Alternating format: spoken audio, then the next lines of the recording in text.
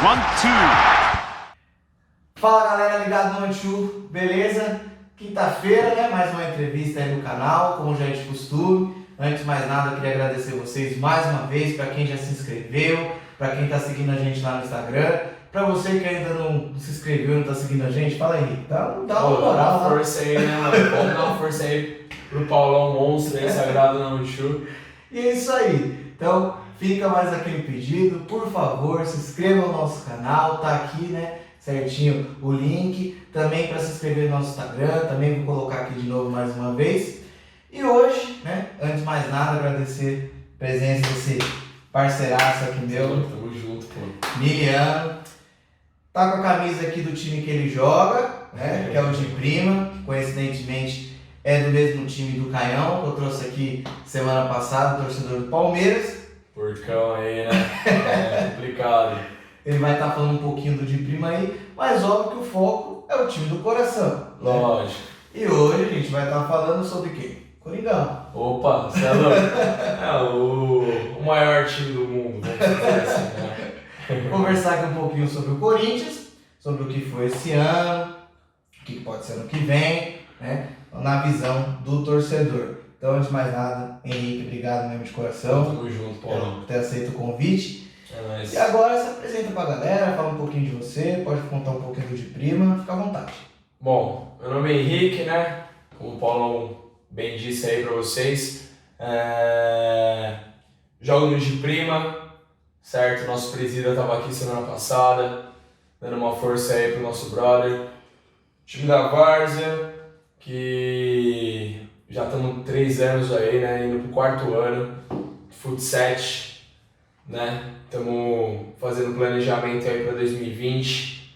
Não foi tão bom esse ano aí, mas estamos um ano de muito desafio, né? Perdemos alguns jogadores, mas vamos reformular aí para 2020 a gente vir forte aí, disputar bons campeonatos, né? Janeirão aí estamos na Playball e é isso. Bora no tabuão. É isso, né? Tá ótimo. Eu tenho certeza que o sucesso vai ser enorme, até mesmo eu conheço a galera toda de Prima e sei Sim, que se Deus quiser. tem vários jogadores que realmente jogam demais, né? Começou Trabalho pelo deles. presidente, né, semana passada, que é um monstro, Porra, jogando bola. deita. Joga muito, Prima. E a posição que o Henrique joga, a gente vê que é um menino dos mais baixos, né? É nada, mais Quanto de de altura? 1,95. Então, joga onde? No gol. Já foi atacante já, mas hoje em dia o de Prima deu oportunidade aí, conheço a rapaziada já faz um tempo, né? Não jogava no time inicialmente, aí eles brincavam um pouco no gol, um dia acabei jogando pra eles só de quebrar galho, comecei a ser convidado mais vezes, a gostar, e aí fui me aperfeiçoando e hoje eu sou goleiro, mano. Curto Sério? bastante. E aí, tô aí. Então, já que você é goleiro, eu vou falar hoje muito um pouquinho do goleiro do Corinthians, que a gente sabe que tem já uma história enorme, e com certeza pode ser um pouco de inspiração aí pra você, ou eu tô enganado? Porra, mano, o Cássio é um cara, mano, sensacional como goleiro, sem palavras, assim, nível seleção brasileira. Pra mim, em anos anteriores, foi um pouco até injustiçado. Eu não falo só como torcedor, falo tecnicamente que o Cássio, debaixo das traves, assim, são poucos goleiros hoje no Brasil e no mundo, sendo brasileiro, que tem a qualidade que ele tem, né? Claro que os antes tem seus defeitos, tem aprimorado, né? Como a saída de bola, A saída de bola do dele gol. foi realmente uma coisa que aprimorou muito, né? Sim, Ao sim. longo dos anos dele no Corinthians. Agora, a saída do gol, ele chegou como realmente uma promessa, tipo assim, nossa, a saída dele era perfeita, mas hoje ele vem realmente falhando em alguns aspectos da saída Exato. do gol, né? Eu acho que até pelo ano que o Corinthians viveu, né? Vamos dizer assim, que já finalizou a temporada, mas ele tem falhado bastante. Não, bastante não, mas teve falhas técnicas que não condiz com a qualidade que ele demonstrou ao longo desses anos, né? Mas acho que também é aquilo, né? Futebol é momento, ele tem falhado bastante, acredito eu, não só ele, né? Como o time todo do Corinthians. Sim. A falta de confiança atrapalha muito, né, nesses momentos. Mas é isso, eu acho que ano que vem, uma pré-temporada forte aí, ele vai voltar a alto nível na seleção, mano. E sem dúvida também é um goleiro que cresce nos jogos grandes. Né? Porra, decisivo demais. Ele realmente é um cara decisivo, não tem o que falar. Pra mim, na Copa do Mundo, se ele estivesse naquele jogo lá da Bélgica lá, claro, o Alisson é o melhor goleiro do mundo, não tenho o que falar, hoje. Mas você considera isso? Eu considero hoje ele o melhor goleiro do mundo. Assim, de verdade, pra mim ele é o segundo. O Ter Stegen é o melhor goleiro do Você mundo. prefere Ter Stegen? Do Barcelona. Mas o Alisson tem uma qualidade. Cresceu demais, entendeu? Só que na Copa, pra mim, o Cássio era mais preparado em relação a ter um histórico de decidir jogos, entendeu? E Copa do Mundo a gente sabe como é que é. Exato. Só apenas 7 jogos. Sim, e ele acredito muito que aquele jogo poderia ter sido diferente se ele estivesse naqueles lances lá, os gols que o Brasil tomou. Claro, não foi culpa do Alisson, mas o Cássio tem uma técnica, até pela estatura dele, que alguns lances... Talvez aquela bola De Bruyne ele teria pego. Teria pego, na minha opinião. Apesar que foi um chutaço, né, cara? Sim, mas o Alisson demorou um pouquinho pra pular. Sei lá, minha opinião também. Quem sou eu? Ninguém está aqui falando que ela é a dona da verdade. Né? Opinião é aquela coisa, a gente vai concordar, a gente vai discordar. Claro. Falar um pouquinho então do que foi o Corinthians esse ano. Antes de mais nada, como é que o Corinthians entrou na sua vida? Conta pra gente rapidinho aí. Pô, minha família, começando pelo meu pai, né, é corintiano. Meu avô torcia pra Portuguesa, né, ele é português. Mas meu pai é corintianaço, meu tio também, né, corintianaço. E desde pequeno eles me incentivaram, iam no estádio. Eu fui depois de velho já no estádio, né? Porque meu pai participou muito efetivamente, né, de torcida organizada, de alguns momentos que não foram bons, né, fora das quatro linhas, fora do esporte. E, pô, meu pai me levava pra todo canto, mano, com macacãozinho do Corinthians, camiseta do Corinthians. Tem até foto com o Marcelinho Carioca quando eu era pequeno no kart, né, que meu pai... Caraca. Então, entrou desde... Nasci corintiano já. E, pô, me sinto desde sempre, mano. Corintiano, não tem como. Já veio de Na berço. barriga, mas... Na barriga já nasci cantando hino. Hoje você tá com quantos anos? 25. 25, né? Então não é tão muito mais novo que eu. Pegou momentos de glória, né? Até os mais recentes, querendo ou não. O Corinthians aí foi o time aqui do Brasil que teve mais conquistas nesse século XXI, né? Pegou com certeza o momento de rebaixamento, foi o pior da história, sem dúvida, vivida pelo Timão. Só que, voltado agora mais para 2019, tenta definir pra gente o que foi o Corinthians esse ano 2019 pro torcedor. Como foi assistir os jogos, ser corintiano no ano 2019? Foi sofrido. Assim, sinceramente foi sofrido. Eu não acho que não foi um ano bom, regular, talvez por ter ganhado um título, né? Os outros 3 times grandes de São Paulo terminaram o ano sem título algum, com investimentos uns muito maiores, né? No Palmeiras, por exemplo. O São Paulo tem, em relação ao nome, na minha opinião, um elenco mais qualificado, mas na bola não vem ficando o papel. Não vem a anos, né?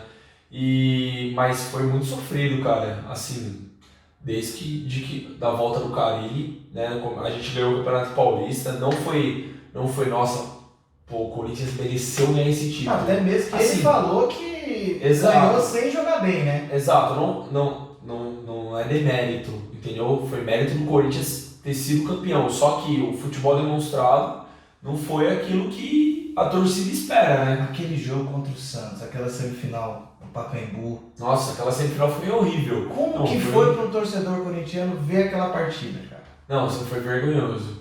Foi vergonhoso, na minha opinião foi vergonhoso, porque é um time da dimensão como o Corinthians, mano, sério. Você não tá falando de 10 milhões de torcedores, tá ligado? Vocês estão falando de mais de 30 milhões de torcedores. Então, tipo, não tem como o Corinthians, mano, com essa dimensão... Jogar tão pequeno igual o jogo. Se apequinou na frente do Santos dentro de casa.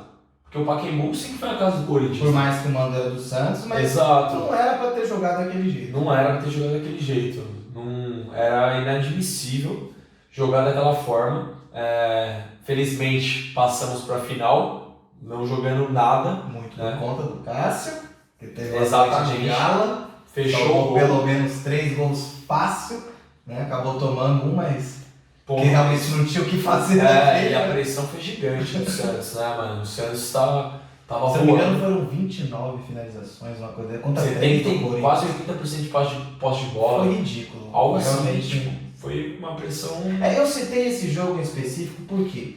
Porque obviamente o Corinthians não teve outros jogos ao longo do ano iguais aqui. Né? Que realmente foi uma pressão, um massacre, escapou de uma goleada histórica. Mas muitos dos jogos foram parecidos com aquele. Sim, Né? muitos. De entregar a bola, só querer jogar no contra-ataque, não ter nada de criação. Alguns jogos, obviamente, não foram 3 finalizações, que nem foi aquele, mas coisa de ter 6 finalizações, 7 finalizações, né? E aí eu te pergunto, né? Porque até voltando à primeira, como é que foi torcer pro Corinthians em 2019, mas como que é ver um time com o nome que o Corinthians tem, né? Ter tido um ano tão abaixo, cara, do que realmente tava vendo dessas últimas conquistas. Então, assim, ó, eu vejo o Corinthians, depois do rebaixamento, teve. Claro, com o rebaixamento já estava o Mano Menezes, né? E o estilo de jogo do Corinthians após o rebaixamento, na minha opinião, mudou, né?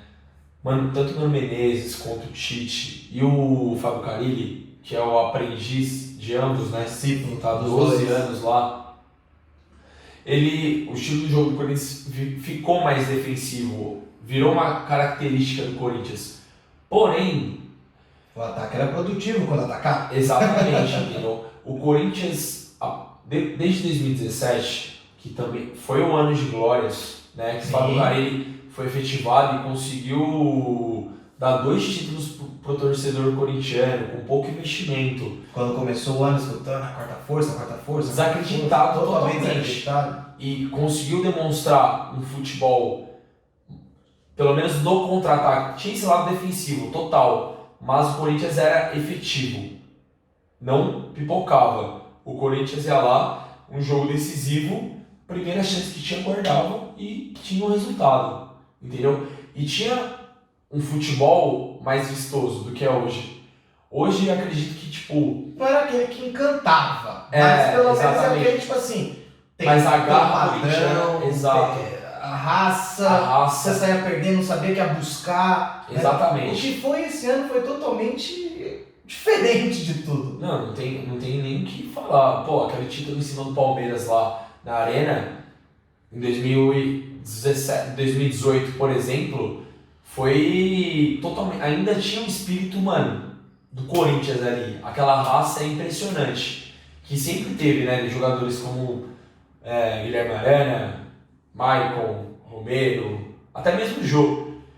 E só que nesse ano, cara, o Corinthians perdeu um pouco isso. Não sei se por conta dos jogadores que vieram, quer dizer, sim, mas os jogadores que vieram, tipo, uns vieram com muito status de e tem uma técnica diferente, algo do tipo para mostrar e tudo mais, mas efetivamente não tem. Deram certo um ou outro em alguns times. O Corinthians apostou e não deu certo. E o Corinthians esse ano, para mim, perdeu o espírito.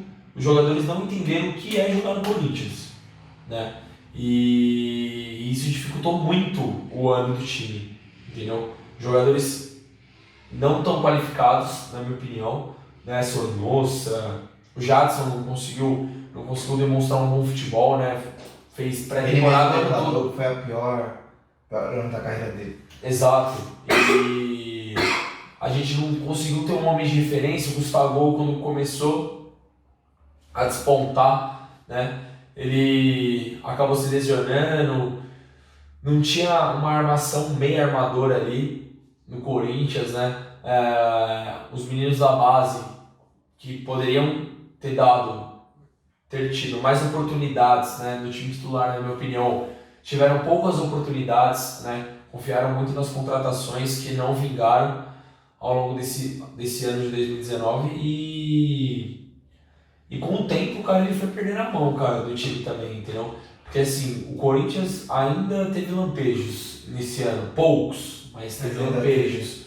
Depois da Copa América, o Corinthians estava demonstrando futebol um pouco melhor. Mas também foi coisa de 3, 4 jogos. Exato. Aí depois, algumas declarações do Fábio Carille, acredito muito que teve algumas questões internas que afetaram muito o futebol do time, né? E o Carille perdeu a mão. Isso que eu ia te perguntar agora, você estou no ponto principal agora, do momento que a gente imagina que o Corinthians viveu de pior esse ano e que foi muito ligado ao técnico Fábio Carille. Você citou 17, que foi o auge do Carille, onde ele apareceu mesmo para o mundo do futebol, né, para o cenário nacional, até internacional. E você citou alguns jogadores onde, por exemplo, ninguém conhecia direito. Guilherme Arana vindo da base, né? O Romero questionadíssimo sobre a questão técnica, né? Sabia da raça, mas que não era um cara tão técnico. O Jô, que veio totalmente desacreditado. Que Jô que está chegando para o Corinthians? Era do Atlético ou é o que estava parado na China? Né? E ele conseguiu fazer esses jogadores realmente renderem coisa que, tipo assim, ninguém esperava realmente, né? Tanto que a gente volta a comentar que foi a questão da quarta força. O que você acha que faltou pro Carille, nesse ano que ele retorna ao Corinthians, 2019, fazer para ser igual o sucesso de 17? Eu acho que, na minha opinião, o Carille não devia ter saído, por mais que, a grana que ele foi oferecida para ele, não era bem complicado. Um cara que tá começando sua carreira, te oferece um caminhão de dinheiro, você não aceitar, né? Então é um pouco difícil. Essa é a frase dele, ele não aceita um, mas 2 ele teve que aceitar. Exato. Só que, pensando em carreira, acredito que isso não fez tão bem para ele, porque ele voltou pro Corinthians, na minha opinião, diferente de 2017, perfil. As declarações dele eram diferenciadas. Acho que ele voltou meio arrogante mesmo? Um pouco. Eu acho que isso que atrapalhou muito ele, entendeu? O Corinthians tentou buscar no mesmo ter o resultado, né? Só que não voltou mesmo. Ele não voltou mesmo. Então isso atrapalhou muito ele, entendeu? Ele veio com convicções, acredito muito que pouco disposto a mudar, entendeu? Não acreditava naquilo até o fim. Acreditou em jogadores que, poxa, o Corinthians comprou o Danilo Avelar, que na minha opinião, por exemplo, não joga no meu time na várzea, entendeu? Com todo respeito, mas assim, em relação ao que ele demonstrou esse ano, não tem condições alguma. Então ele apostou em alguns jogadores, ele é um dos, né? Ele apostou em alguns caras que não davam certo, ele estava vendo, mas ele ia pra entrevista e falava, não, confio, é isso, estamos treinando, assim, e o resultado não vinha. E falando agora um pouco do técnico novo do Corinthians, o Corinthians que, né, para finalizar o ano, ainda comemorou essa 8ª posição do campeonato como se, né, tivesse alguma coisa uau. Então foi uma coisa, na minha opinião, meio que vergonhosa para o clube do patamar do Corinthians comemorar, né, um 8º lugar para ir uma pré-Libertadores. Agora falando do Thiago, né, o Thiago Nunes, que chegou agora para o lugar do Carille, você acha que ele devia ter assumido agora nessas rodadas finais que aconteceu a demissão do Carille, ou você concorda do jeito que ele está fazendo? Vou pegar na pré-temporada, vamos para a Florida Cup ano que vem, de lá conhece. O que você achou? Que tinha que realmente ter assumido ou o que ele escolheu foi o melhor? Ele, na minha opinião, ele fez certinho, cara. Não colocou, querendo ou não, em xeque o trabalho dele, né? Ele ia pegar um time totalmente desmotivado agora. Para que ele ia assumir esse BO nessas últimas rodadas, acabando o campeonato, né? Então ele preferiu descansar e fazer um planejamento para trabalhar 2020 de forma estruturada, né? Que muitos técnicos hoje não fazem isso. Para a situação do Corinthians atual, era ruim, mas por outro lado foi boa porque também descobriu um outro treinador que conseguiu suprir minimamente, pelo menos conseguiu o objetivo. Da vida, pelo menos, para alguns jogos do Corinthians, né? Que realmente não tinha. Exato, mas o Thiago Nunes, na minha opinião, ele fez certo. Não tinha o que fazer nesse final de ano para mudar. entendeu? Até porque tem jogadores lá que ele não vai contar para ano que vem, né? Então eu acredito que ele tomou a decisão correta de não assumir agora, né? Ele já declarou que era corintiano, o sonho dele era treinar o Corinthians e ele quer fazer, acredito muito que ele quer fazer isso de uma forma bem estruturada e ter uma carreira dentro do clube, né? Ele conseguir ter uma sequência, na verdade, dentro do clube. Então eu acredito que foi a melhor decisão que ele fez aí após sair do Atlético Paranaense, foi não ter assumido agora e planejar tudo bonitinho para ano que vem, bem forte. E você gostou da escolha? Acho que realmente foi o nome certo? Gostei. É um técnico que veio, que demonstrou, primeiro, surpresa a todo mundo, né? O que o Atlético Paranaense cresceu nesses últimos anos aí na mão dele foi algo impressionante. Não tem como o Atlético Paranaense hoje ser tratado como um time de menor expressão, na minha opinião. É um time que chegou no patamar dos grandes. Sim. Né? Chegou no Até patamar mesmo dos em grandes. administração, né? Exatamente, é um exemplo. Então, ele mudou o patamar do clube, do Atlético Paranaense, e ele mostrou um futebol muito a cara de treinadores como Jorge Sampaoli, Jorge Jesus, com um time que tinha um orçamento menor, né? Então ele garimpou, pegou alguns jogadores ali muito bons, que conseguiu trabalhar o conjunto sem estrelismo e obteve resultado. Um futebol muito vistoso para frente, entendeu? Sem deixar de defender, mas encontrando um equilíbrio ali entre as linhas, enfim. Em poucas palavras, o que você espera para o Corinthians em 2020? Olha, de verdade, claro, todo torcedor corintiano vai falar, espero o título, Libertadores e tudo mais, mas eu acredito que ano que vem, de coração mesmo, vai ser um ano de surpresa pro pessoal aí que duvidar do Corinthians, cara. Eu acredito muito no trabalho do Thiago Nunes e eu não me surpreenderia se viesse algum. Eu acredito muito que a gente vai ganhar títulos ano que vem. Mais de um, sendo bem ambicioso, mas estou confiante, cara. Eu tô confiando no trabalho dele. Se derem sequência para ele, eu acredito que o resultado vai vir. Tá certo. Chegando agora na parte meio que final aqui da entrevista, fazer com você o que a gente sempre faz, né? Vou citar algum nome de alguns jogadores e você, em pouquíssimas palavras, realmente tenta demonstrar pra gente, a gente chama isso de primeiro impacto, o que você sente quando escuta o nome, né, de um desses jogadores que eu vou falar, ou até mesmo de algum momento, né? Vou falar então, já que vou a sua posição, né, que você joga no gol, não tem como não citar o Cássio. Fala o Cássio pra gente. Ah, cara, Cássio é um ídolo, sabe o que é ser Corinthians, a raça, briga até o final pelo time, tem um espírito de equipe sensacional, entendeu? Nunca quis tomar o lugar de alguém. O Corinthians tem excelentes goleiros como reserva aí, e o Cássio demonstra o que é Corinthians e o espírito vencedor, né? O cara é fora de série. Ele é o maior de todos na posição pra você? Pra mim cara. Eu não vi o Ronaldo jogar, mas pra mim ele é o maior goleiro do Corinthians. Até pelos títulos que ele conquistou. Emerson Sheik. Ah, esse cara aí, mano, é um monstro. Não, pra mim ele é mais ídolo que o Guerreiro. O Emerson Sheik. Esse demonstrava a raça corintiana, o sangue. Ali, ele saía zoado de campo, mano, sangrando. Mas se entregava, mano. Se entregava. O bichão era foda. Qualidade incrível, raça até o fim, correria. E, mano, você é louco. Aquele jogo contra o Santos lá, que ele fez foi palhaçada. E fora a final, né? Que não precisa nem falar a final. Com a mordida na mão, né? Não, você é louco. Ele bagunçou, debochado. Você é um cara que sempre cita raça, né? Boa parte da entrevista tá falando raça.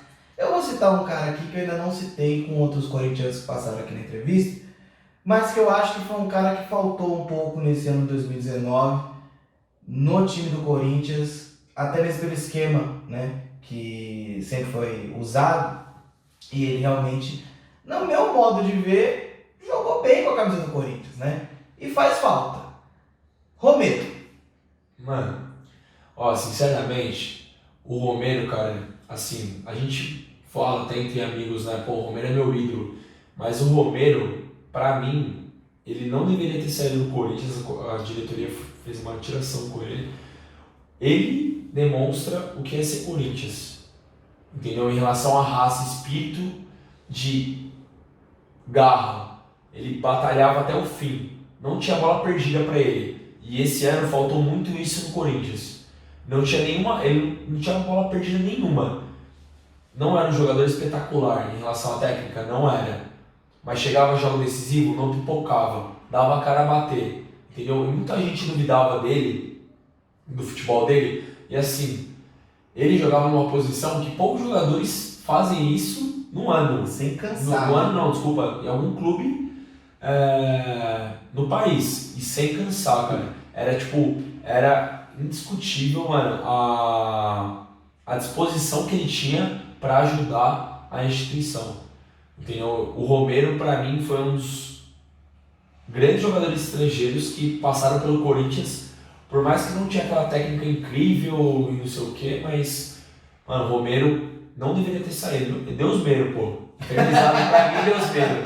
Tem uns que criticam, pra mim, se o Romero tivesse esse ano, não que ia mudar a história do time, mas se a galera Ver alguém se espelhasse, fazer esse espelho, né? ia Faltou ser, um cara mano, desse. faltou, na minha opinião faltou. E a diretora do Corinthians vacilou com ele.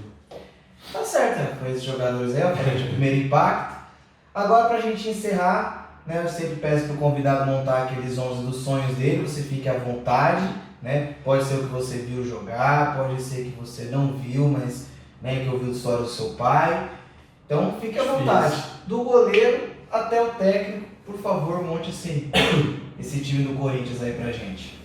Pô, difícil, hein, mano? Mas, ó, vamos lá.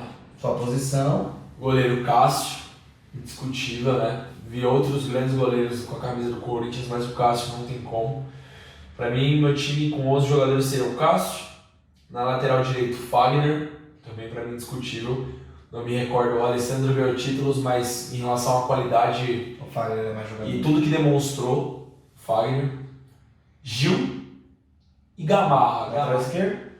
Kleber. Tecnicamente, o Kleber era um jogador na lateral esquerda no Corinthians fantástico. E já teve o Roberto Carlos e Fábio Santos também ali que jogou bem, deu títulos, mas Kleber. E veio do terrão também, né? Veio da base, sabe que é Corinthians, né? Esse meio campo, como é que você vai formar? Cara, ó, vai ser no 4-1-4-1. Certo. Então, primeiro volante aqui seria o Ralf, né? O cabeça de área. Ralf Mais de 400 monstro. jogos, né? Nunca Não. foi expulso.